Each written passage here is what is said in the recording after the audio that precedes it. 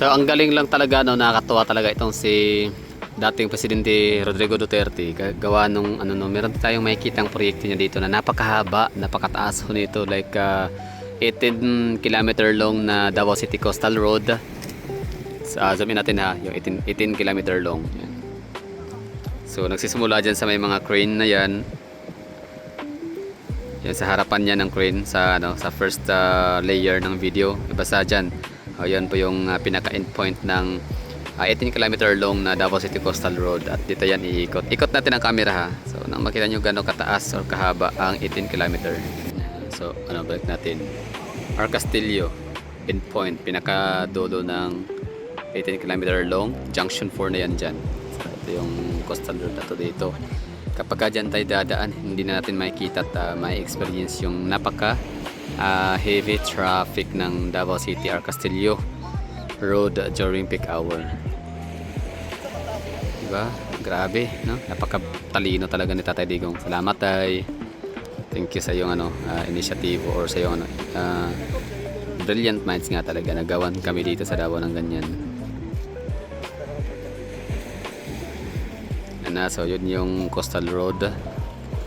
Nasa 3 kilometer lang yata or 2 point something kilometer long itong junction 4 na magmumula dito sa may Santa Ana. So dyan ha, 18 kilometer long kasama sa Tutulay. So ibig sabihin merong at least mga limang tulay itong coastal road ng Davao City. Siyempre tad-tad ba na, kahit paano ang Davao City, tad-tad din kami ng ano ha, ng streamlines.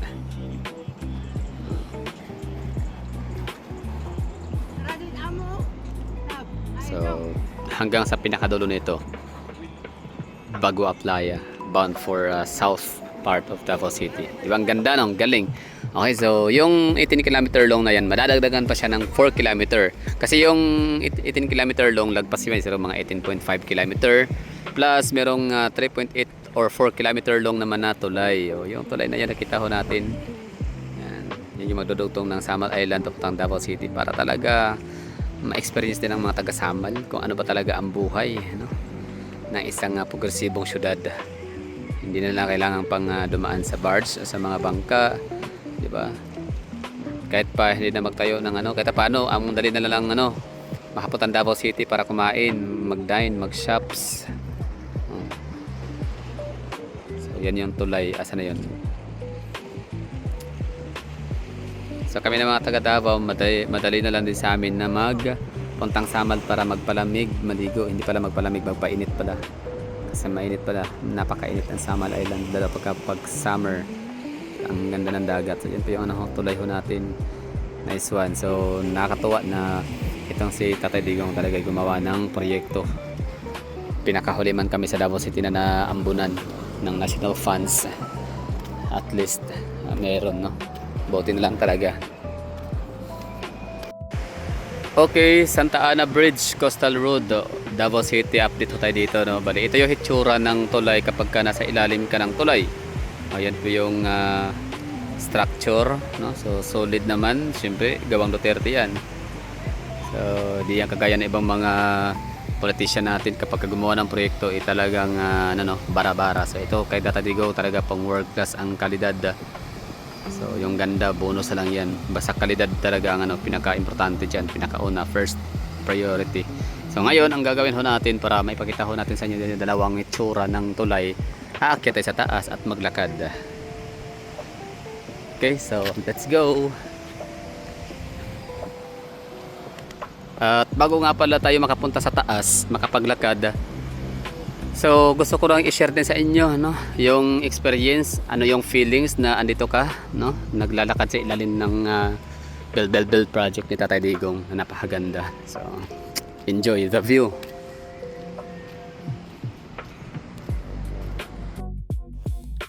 At para naman sa mga first time na makapanood ng mga vlog na gaya nito, no, updating mga government projects, mga tulay, kalsada dito sa aming syudad sa Davao City. So bibigyan ko kayo ng quick and brief recap lang po sa ating description sa mga proyekto na makikita ho ninyo na ating fini-feature dito sa aming Dakbayan.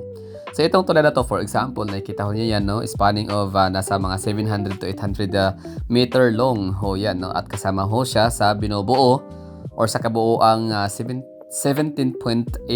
kilometer long na Davao City Coastal Road or Davao City Bypass Coastal Road, pero mas kilala talaga siya sa pangalan namin mga taga Davao City na Coastal Road. So ang Coastal Road na ito is meron siyang budget, no? Pinondohan ito sa panahon ni Tata Digong ng nagkakahalagang 33 billion pesos, no? 33.5 billion pesos or 0.8 mga ganyan. So malaking halaga ba siya? I think yes, malaking halaga ang 33.5 billion pesos. Pero kapag ganito naman kaganda ang magiging proyekto, mapapakinabangan ho talaga siya ng madlang people, ng karamihang mga tao.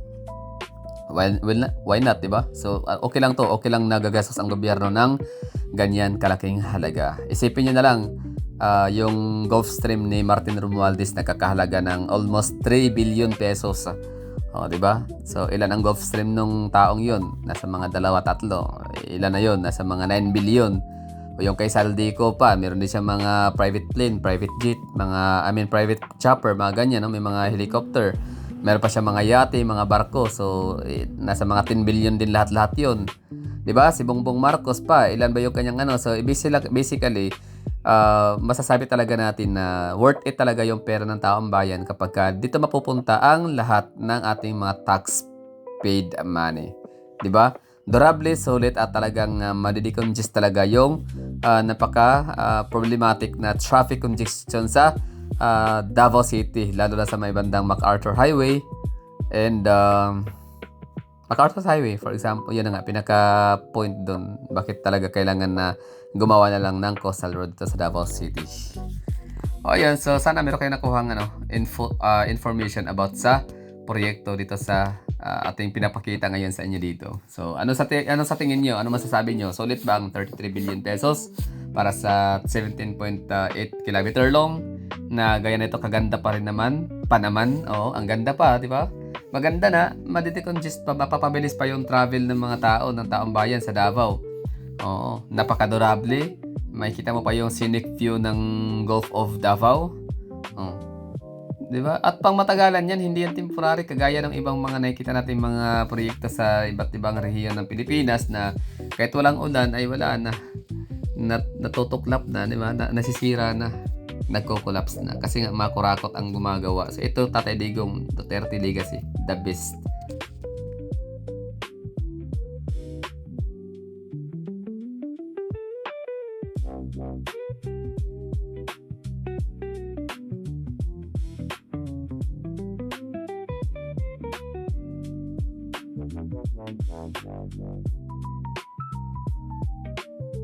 So mayroong sasakyan.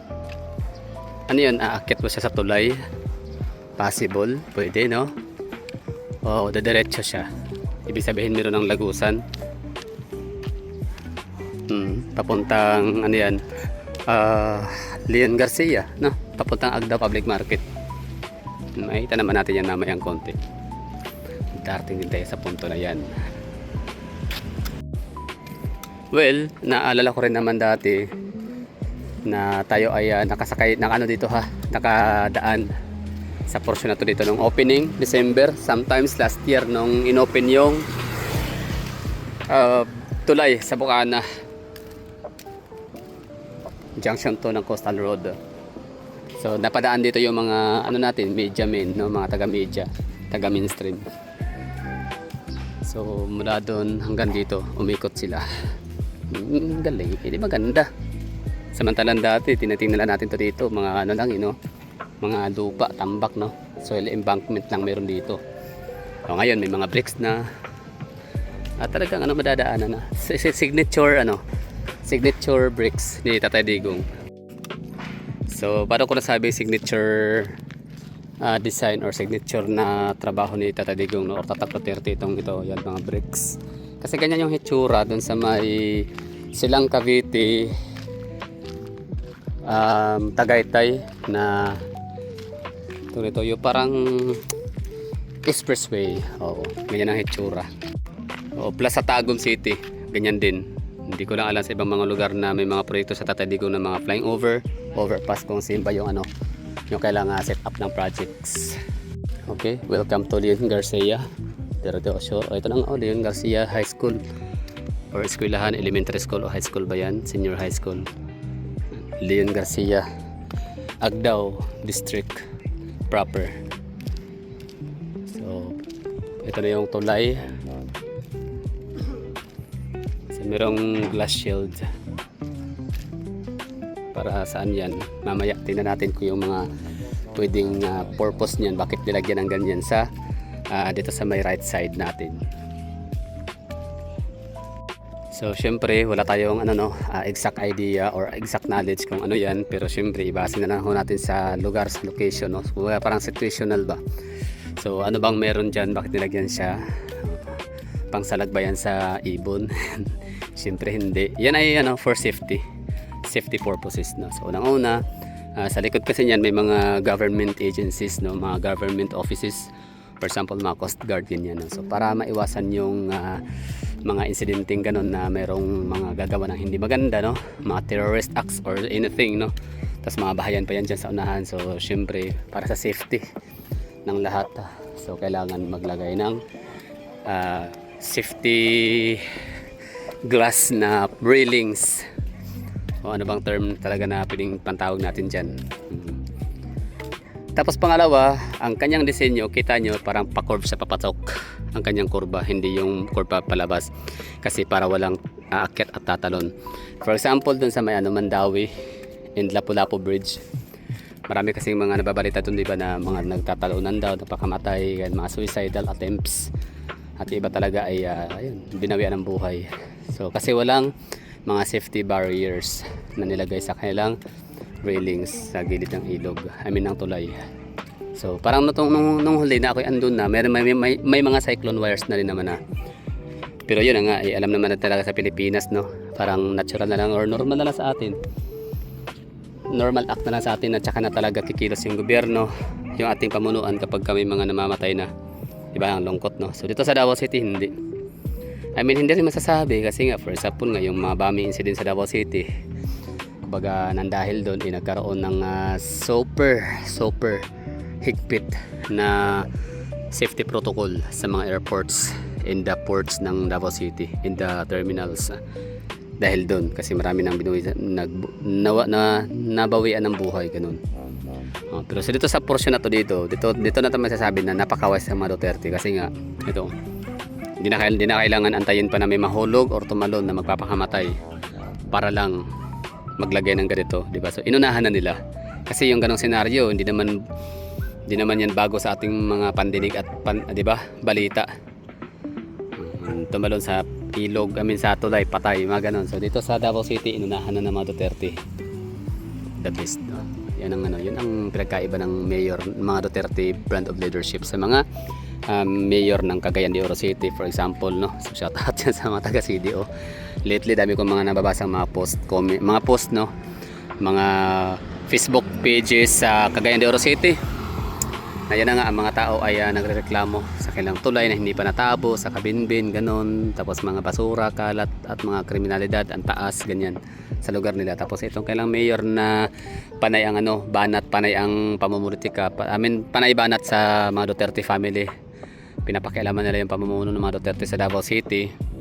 Tapos yun naman pala, sila hindi pala maayos ang kailang syudad in terms of mga basura, ganyan. So maraming mga constituents ng Cagayan de Oro City na yun nga, bad trip sa kailang pamahalaang lokal.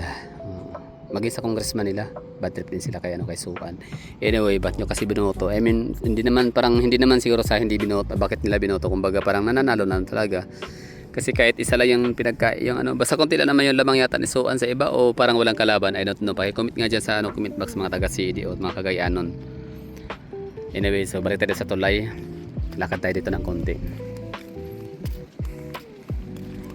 Kung may mga nagmumotor dito, so yan yung mga nakita natin. Hindi ko alam kung trabahante sila or mga locals or mga talagang dadaan lang sa lugar.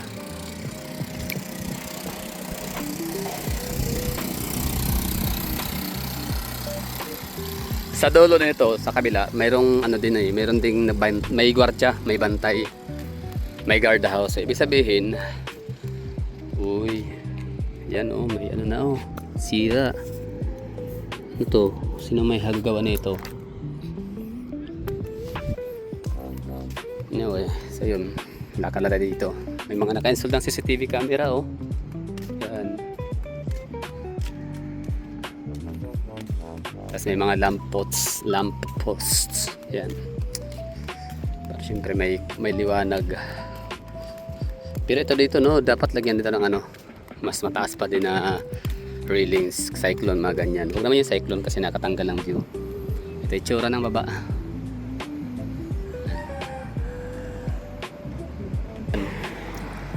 So, four-wheel vehicle natin kapulisan, pero syempre yung mga yan ay ano natin, authority yan. So, authorized silang dumaan sa mga ganitong lugar. Tsaka ano naman passable naman talaga to dati pa, December. Magdi-December na ulit.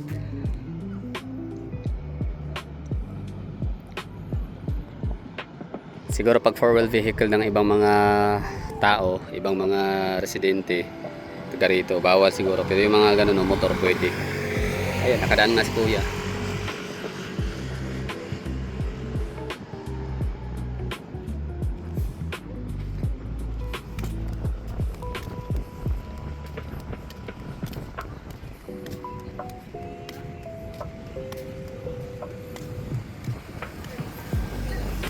Pero naman itong railings na to, tansya ko, transparent talaga ang ang kulay nito. Hindi siya kulay blue. Yung nakita ko natin ngayon siguro yan po yung parang tint lang. Ibig sabihin yung parang ang tawag dito, yung parang film coated pa siya ngayon, no? Nasa tingin niyo. Maaring pagkatapos na talaga yung tulay na to, passable na siya. So maaring buksan talaga siya. I mean, tanggalin na yan para mas makikita yung cityscapes of Davao City or Davao Cityscapes. Yan, no? Yung ganda ng ng formation ng mga high-rise buildings.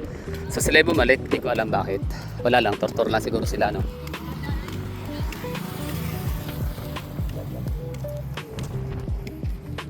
Ito yung taas ha. Wala na rin ng konti. Uy, may mga red horse. Oh, shout out sa mga nagiinom ng red horse. Pag iniwan dito yung mga bote ninyo, babasagin niya ng mga batang dito, mga pasaway, mag-riot, no?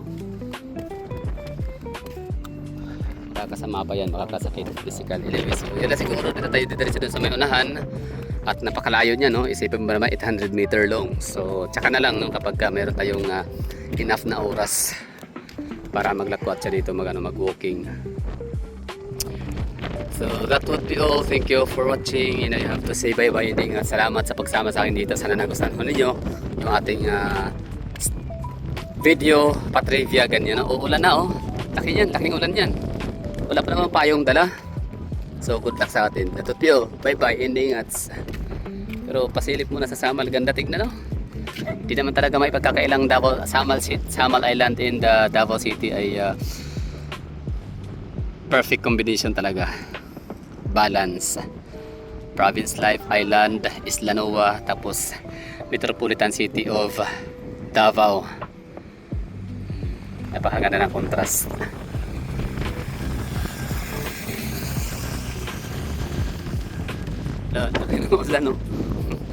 Good luck sa akin ngayon.